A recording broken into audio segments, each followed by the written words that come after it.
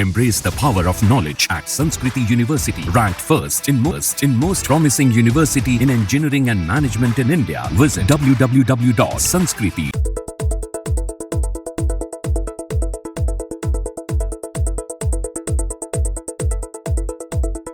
Income tax देने वाले tax payers के लिए अच्छी खबर अब सामने आने लगी है। आयकर विभाग ने टैक्स पेयर्स को रिफंड जारी कर दिया है, लेकिन अब भी कई लोग ऐसे हैं जिनका रिफंड नहीं आया है।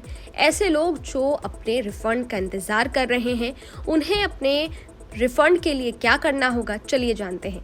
पिछले कुछ सालों में खासकर इनकम टैक्स का नया पोर्टल जब से लॉन्च हुआ है, तब से इनकम टैक्स रिटर्न की प्रोसेसिंग में काफ़ी कम समय लग रहा है। ऐसे ITR जिनमें रिफंड नहीं है, उनकी प्रोसेसिंग तो कुछ ही घंटों में हो जाती है, लेकिन ज़्यादा रिफंड अमाउंट वाले मामलों में ज़्यादा समय लगता है। कुछ मामलों में तो कुछ महीनों का वक्त भी लग सकता है।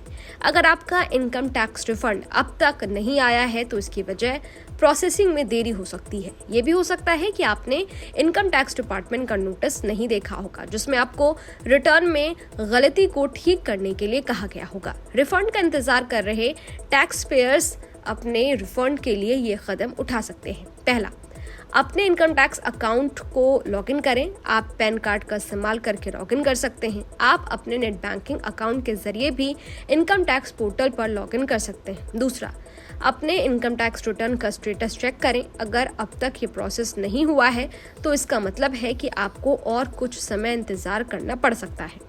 अगर आपके ITR की पहचान टैक्स डिपार्टमेंट के रिस्क मैनेजमेंट सिस्टम के जरिए की गई है, तो आपके ईमेल एड्रेस पर इसकी जानकारी भेजी जाएगी।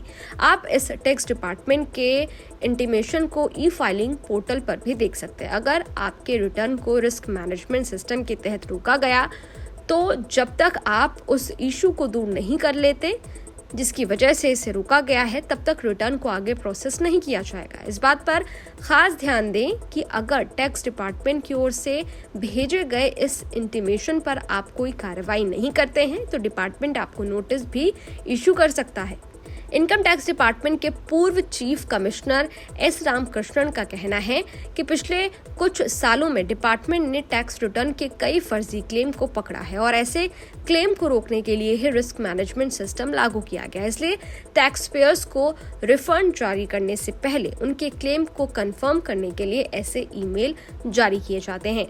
खैर, इस वीडियो पर आपकी क्या राय है? ये वीडियो आपको कैसा लगा? कमेंट बॉक्स में जरूर बताइएगा। बाकी देश और दुनिया की तमाम खबरों के लिए देखते रहिए न्यूज नेशन। शुक्रिया। Embrace the power of knowledge at Sanskriti University, ranked first in most promising university in engineering and management in India. Visit www.sanskriti. News nation अब व्हाट्सएप पर खबरों की ताजा अपडेट के लिए न्यूज नेशन के इस QR कोड को स्कैन करें।